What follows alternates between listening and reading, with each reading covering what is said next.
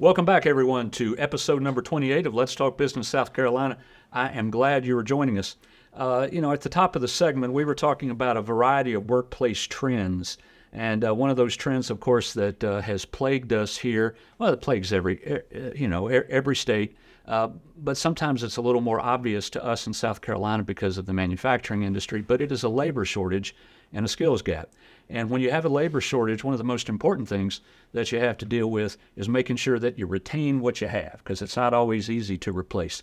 And our next two guests, we're going to talk about that today, how they have been working together to retain some staffing and some employees and have had a lot of success doing it. I've got two folks with me here today. First of all, we've got Todd White. He is the Vice President of Operations for HTI, and they are Human Technologies Incorporated, and we have Lori Morgan. Lori is the Human Resources Director for the U.S. Big job for Draxelmeyer. Welcome, guys. Thank you for having us. It is good to have you here. And we have already been talking to a couple folks in your all's industry. My goodness, what a roller coaster ride it has been for the staffing industry. Sure. And I said at the top of the show that when COVID hit, COVID impacted everyone in one way or another, both at work and at home. And for those of us at work, it impacted pretty much every industry, which means that your industry, the staffing world, and of course you do way more than staffing, I understand that, but it impacted you all because everybody you deal with was impacted in different ways, and so you have to deal with it across the board. And so I've been aware of that as I have talked to folks in your all's industry over the course of the last year or so. Okay, let's get to it. We're going to start with you, Todd. You work for HTI. How long have you been there? I've been with HTI going on 14 years. 14 years, and tell us a little bit about HTI. So HTI, we're a full-service HR services firm, ranging anywhere from light industrial recruiting all the way through professional skilled hourly recruiting. We do project management, so outsourced manufacturing opportunities, and then also any kind of fractional HR, consulting, HR support as well. Right. And Draxelmeyer, Lori, Draxelmeyer, where are y'all located? Duncan? We're in Duncan. You're located in Duncan, and tell us about Draxelmeyer. So Draxelmeyer is a Tier 1 automotive supplier in the premium automotive segment. Yeah. We have 13 locations, manufacturing locations in North America. We have 2 main plants in the U.S., manufacturing plants, and then we have other support functions across the U.S. as well. Headquartered in Germany? We're headquartered in Vilsbiburg, Germany. Okay. Yes. You get to Germany often? About once a year. Okay. All right. And you got a big job. You are the Director of Human Resources for the entire U.S. Big job, right? Yes. How many employees again in the United States? We have about 1,500 in the U.S. Okay. And then I'm responsible for compensation and benefits for the North American region, where we have about 22,000. Wonderful.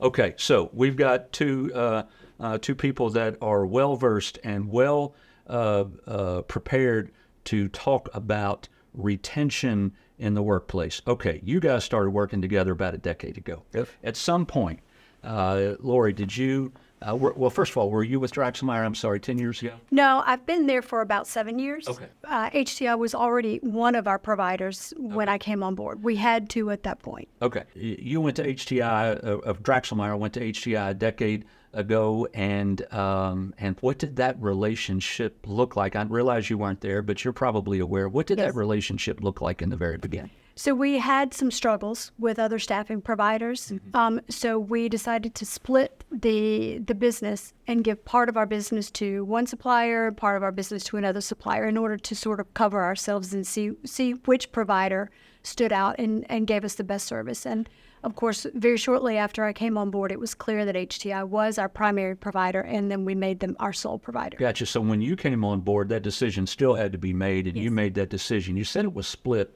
How was it split? What was on? What went to this vendor? What went to that vendor? How'd that work? So we split it between logistics and production. Yeah. So our logistics, forklift drivers, material handlers went to one provider, and our production operators went to another. Right. And Todd, were you and how long have you been involved with Draxelmeyer? In some form or fashion since we executed the contract. Since the very beginning. Yep. Okay. And from your perspective, what did that relationship look like a decade ago? Yeah, I mean, no different than typical transactions. When we get into a new relationship, there were certainly some needs there that we felt like we could adjust and come to a better alignment on. Really it boiled down to, it was somewhat of controlled chaos going on. Bodies being slung into roles, not really keeping up with it from an employee relations perspective. And so when you have those two dynamics factoring into your staffing of your organization, widgets aren't getting out the door appropriately, right? And so it really was coming in. We're a very process-oriented organization, so we have a very scientific approach to how we take over these transitions. We integrate within our client bases, and then we really get to a stabilization perspective and then start towards the CIP of what that relationship looks like going forward. CIP. Continuous improvement. So Draxelmeyer, Lori said 1,500 employees locally or in the United States. 1,500. So a large company. Sure. And you said that they were in dire need of some organizational assistance at that point. So how do you wrap your brain around trying to corral 1,500 employees that are spread across the United States, and what does that look like? Yeah, I guess for clarifications, we're not necessarily responsible for the entire footprint of Drexelmeyer, right? And so when we came into Drexelmeyer, it was really a little over 100 employees that through a contract perspective that we were responsible for. So we're a percentage of their population at the Duncan facility. And really, you look at how can we get a better applicant flow, applicant experience. What does our onboarding look like compared to what is happening now alongside of Drexelmeyer? And then to your point, it really then becomes, okay, we've got good processes in place. We understand Drexelmeyer's needs, what their jobs look like. We're very good at getting applicants in, but now the partnership, right? Because it takes both sides of a partnership to keep those employees engaged, happy, and in the doors once you get them there, right? So then it really becomes the maintenance side of it really becomes never getting complacent on what you're doing on the turnover perspective. Before once COVID hit, we kind of know what some of the problems were that we all had to deal with. But before COVID hit, if you were 10 years in the relationship and COVID hit 4 years ago come March, you were 6 years into it at that point. You had come just a few years before that. What are the types, Lori, the types of struggles that you were asking HDI to help with aside from retention issues? Yeah, so retention, of course, is number one. Of course. We were very impressed with HTI's ability to help us qualify and certify forklift drivers. Not a lot of other agencies are able to take care of that, but it was very important for us that we maintain safety above all else. HTI has an excellent forklift certification program, so when they bring our forklift drivers in, we are assured that they're safe, qualified drivers, and that they can help us maintain our safety record. Right. We were talking before this episode a few days ago. We were having a conversation, and I remember, and I don't know who said it, it was one of you, but said that, you tried all kinds of things over the course of time, and sometimes things worked and sometimes things didn't. And when they didn't, we did what we all, that word that came into our lexicon with COVID, we pivoted and we did something else. Lori, talk about some of the things that worked or didn't work a little bit, please. One of the things that you mentioned is the Great Resignation. Yeah. And we faced that as well. Sure. And so when we took a look with HTI, where are people going? Why are people leaving, and what are they doing now? Because they have to work in some form or fashion in order to support their families. So we noticed that a lot of people were entering this gig work for Instacart, DoorDash, Uber, those kinds of things where they could pick the hours that they wanted to work. So with HTI, HTI developed an app that would allow us to take certain parts of our business and allow people to choose the hours that they wanted to work. Unfortunately, it was only a very small part of our business that we could do that with because we are a direct supplier to an OEM who requires hourly deliveries. Right. So it didn't work. But it was an opportunity for us to try, and we did try it and gave it a good shot. Sure. Doesn't mean it doesn't work for everybody, but it just did not work for us. And you said OEM, that OEM is BMW? Yes. And OEM original equipment manufacturer. You know, Laura, you talk about sometimes things don't work. I do know that sometimes when a client is dealing with a vendor and things don't work, they just tell the vendor to hit the road. But for you guys, it's not work like that. You have said that you all were a true partner in this, and that probably it has stood the test of the time. If you had made a change in the beginning, then you might not be where you are today. That's exactly right. All right. So you are a multinational company. We talked before we came on the air here. 23 different countries are represented on your staff. Is that correct? That's right. And you've got a large contingent from which countries? We have a large contingency from Ukraine and Russia. Also, other countries and other pockets, but this in particular seems to be a niche for us. And why is that? I'm not sure. We have many that have been there for 15 plus years since almost the inception of the plant. But it seems that they have gravitated to us, and it has worked out quite well. Right. Have you proactively, for one reason or another, reached out to those nationalities in particular for one reason? Is it because you know that culture works well within this culture or with what you're doing within the workplace? Is there a reason for that? Yeah, it seems that they are adaptable to the work that we have. Yeah. They enjoy the work, and the retention rate is extremely high. Right. So when we decided to look for another option of where we could find additional pools of talent, we sat down with HTI and said, this is something we would like to try. Okay. We brainstormed some ideas of how we could reach this population, and HTI went to work and found that population for us. That is the relationship that I'm interested in talking about today. And so, with all of that the conversation that we've had so far, setting us up for where we are right now.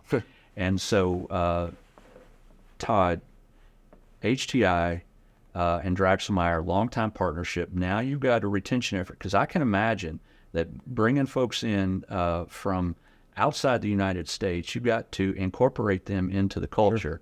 And I would assume that you all have been very involved in that. Tell us how you all went about. Sure. Yeah, and just to add a little bit to Lori, when you look at different staffing models related to population within your facility, sometimes they're very strategic and targeted. This just happened to be something that, as we've been coming out of the nightmare that was COVID and really starting to look at the data within the facility and seeing what was working, who wasn't working, we really kind of honed in on this natural population that was just kind of organically happening within the facility. And it was very clear on a data point that there's some success there. And so we really leaned into that, right? And really started developing good communication with the existing population within the site. How do we reach out to the rest of the community? How can you guys help support that?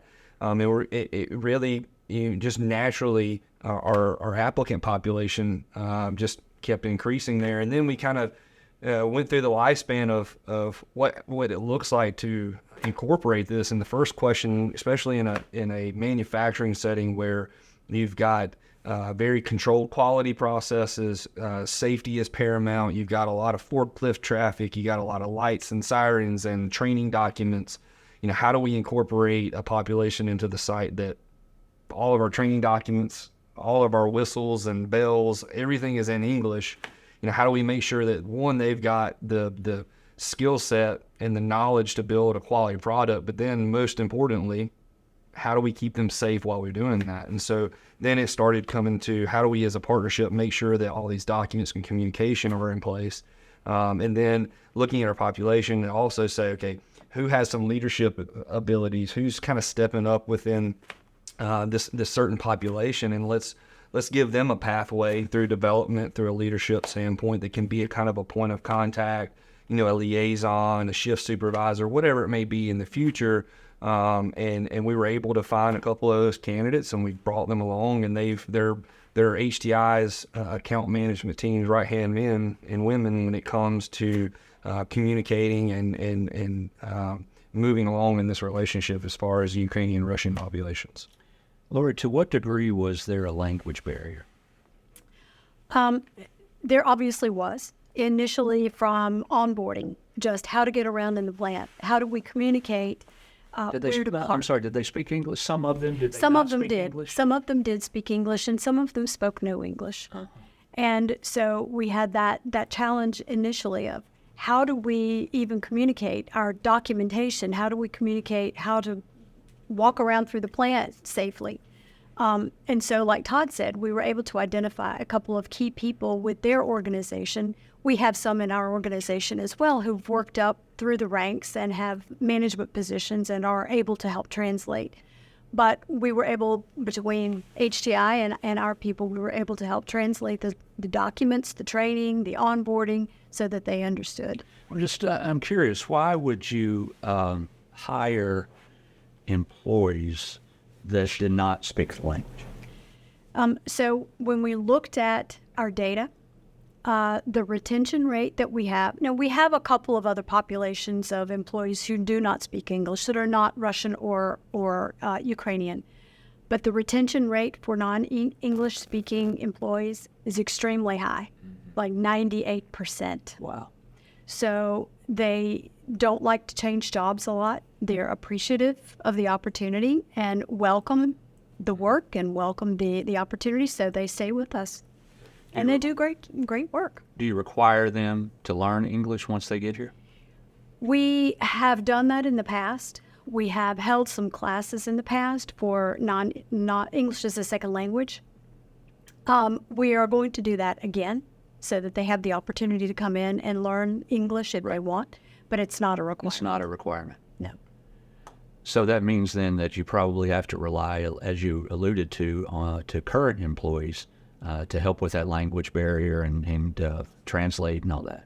Well, it's interesting because as the workforce has come in through HTI, they have learned where the populations of other Ukrainians, for example, we have quite a few in injection molding, and they will request a job in injection molding so that they can be with others who speak their language, and it makes the work much easier for them. So Todd, Lori decides, you know what, we have great retention rates, with the Russian contingent or the Ukrainian contingency, and that's who we want to hire. That is a tall task, I would think. You said that you went directly to some of the folks who were already there that were from there, and of course I'm sure they helped. But how do you even go about beginning that process? I wouldn't know what to do. Yeah, I mean, Hire 15. there's certainly, especially with the conflict going on currently in Ukraine, there's a lot of government support. Depending on what state is the level of support, but there's certainly a lot of activity when it comes to refugees. And so researching that, what does that look like? What's the assistance there? Kind of where are the refugees kind of being housed and moved towards? But really, you don't try to recreate their wheel, and you don't try to be the expert when you already have the experts, right? And so kind of related to our relationship as Drexelmar and HTI is Lori's team.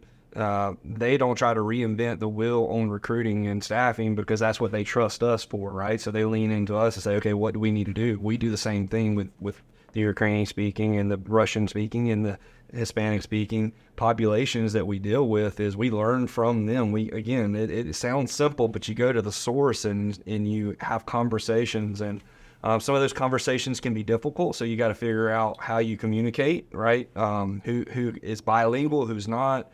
But then where are you guys commuting from? What are you looking for in a job? And you just lean into it. You put your marketing towards it, and really word of mouth is extremely powerful when you're talking about the recruiting side. The recruiting side of it's easy. It's okay. We've got applicants, they're interested, they're capable of doing this job, but now do we have the processes, the structure, and the emphasis on making sure that they can be safe and they can perform well? And that goes into, okay, do we have leadership that can communicate, right? And then does our upper management team, do they understand the levels of communication within that population? And do our training documents support them to reference? And do they understand forklift safety that isn't necessarily in their language, and building infrastructure in place that's the legwork that has to be done between the partnership.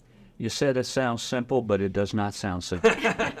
It sounds like an incredible challenge that it appears that HTI has risen to meet. Lori, I got to ask, I'm curious, given the conflict, of course, that is going on over there, as you talked about, Todd, has there been problems in the factory between the two factories? None at all. None at all.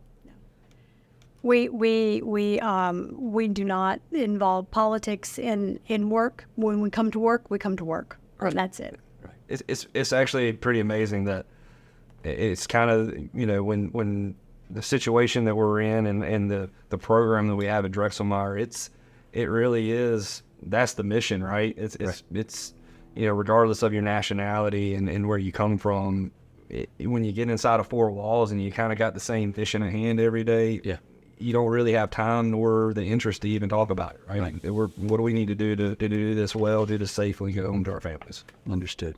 What do you, anything else you guys are working on now or have plans to work on as we get down the road a little bit? Yeah, I mean, what I would say, you know, we talked about, you know, before the episode, you know, prior to COVID, you know, we were always a partnership that always looked for opportunities like this, and we were very strategic in what we were doing. We were very open and honest about what our metrics said that we were doing, how our retention rates, how our staffing rates were.